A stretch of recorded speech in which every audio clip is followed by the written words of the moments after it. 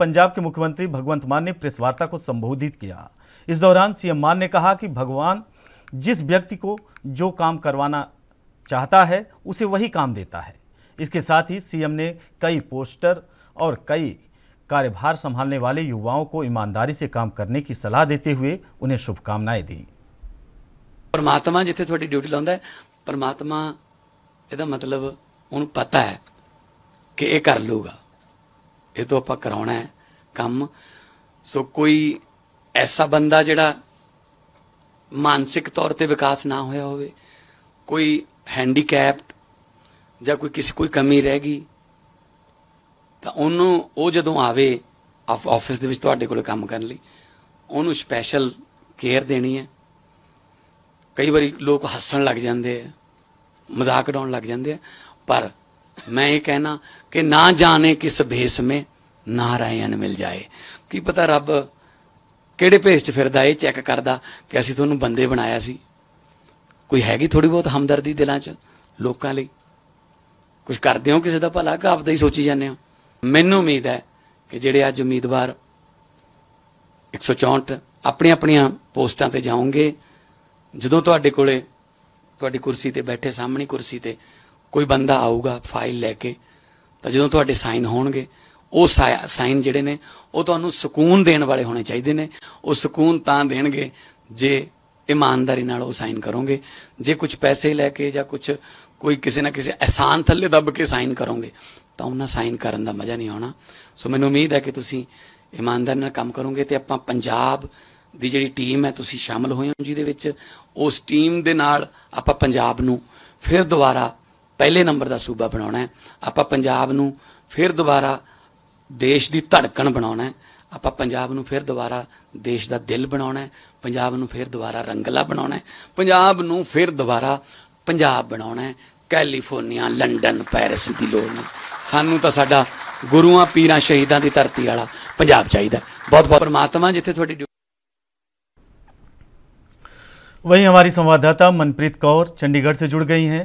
Manpreet, CM मान ने शिक्षा की दृष्टिकोण से इतनी बड़ी घोषणा की और कुल मिलाकर शिक्षकों को पत्र दिए, क्या पंजाब शिक्षा के दौर में बदल रहा है? देखिए, आपको पता है, बताना चाहेंगे कि हेल्थ डिपार्टमेंट और सेक्शन डिपार्टमेंट को आज 164 नियुक्ति पत्र अलग अलग डिपार्टमेंट को सीएम की तरफ से बांटे गए थे। उन्होंने सिर्फ करप्शन फ्री पंजाब के बाद आम आदमी पार्टी की सरकार डे वन की करप्शन फ्री पंजाब है। जिस दिल्ली के अंदर हमने करप्शन किया है, खत्म किया है, सेम वैसे ही पंजाब में खत्म करना है। तो उन्होंने अपनी स्पीच में भी आज यही बात बोली कि करप्शन फ्री पंजाब बनाना है। छोटे से पैसों के लिए किसी भी तरीके को फेरबदल कोई भी डिपार्टमेंट में ना किया जाए। तकरीबन जो अलग अलग असामियाँ आज जो पंजाब में भरी गई हैं, और जब इस बारे में हमने कैबिनेट मिनिस्टर ब्रह्मशंकर जिम्पा से बातचीत की तो उन्होंने भी यही बात बोली। और बकायदा जो सेहत मंत्री उन्होंने भी कहा कि लगातार डिपार्टमेंट भरे जा रहे हैं, जो असामी अब तक खाली पड़ी थी उनको भरा जा रहा है, क्योंकि काम इजी हो और इजीली चलता रहे, इसको देखते हुए ये चीज़ें लगातार पंजाब में की जा रही हैं और आने वाले समय में और भी कुछ अपॉइंटमेंट लेटर्स बांटे जाएंगे। मनप्रीत, पंजाब में जब से मान सरकार आई, देखा गया शिक्षा है, रोजगार है या फिर तमाम स्वास्थ्य चीज़ें हैं, उनमें कहीं ना कहीं बदलाव देखने के लिए मिला। तो क्या मान सरकार जो शुरुआत करने चाह रही है वो शिक्षा से? देखिए, इनका एजेंडा ही डे वन से एक था कि शिक्षा और स्वास्थ्य का जो विकास है, इनको मॉडल ही इन्होंने दिल्ली का मॉडल पंजाब में लोगों को दिखा के वोट बैंक को स्ट्रॉन्ग किया था।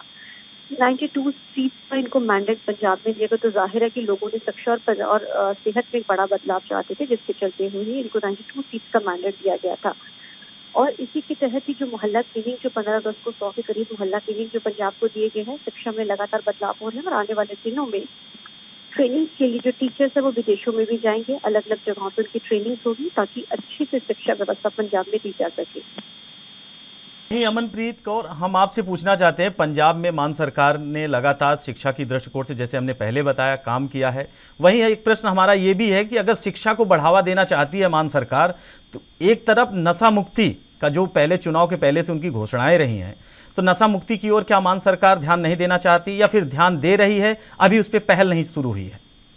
देखिए, इसको लेकर आपको बताना चाहिए, लगातार मीटिंग्स का दौर पहले भी चलता रहा है। डिस्ट्रिक्ट और एसएसपी को ये इंस्ट्रक्शन मान सरकार ने डे वन से जारी की हुई है और एसआईटी भी इसको लेकर बना दी गई थी, जिस एसआईटी के तहत ये सारी जांच हो रही थी और निर्देश जारी किए गए थे कि अगर कोई भी ड्रग पैडलर पकड़ा जाता है जो चीज उसको बढ़ावा देता है, उसके खिलाफ सख्त कार्रवाई की गई। सरकार ने ये सरकार बनने के महज 2 महीने बाद ही इसकी मुहिम शुरू कर दी थी पंजाब में।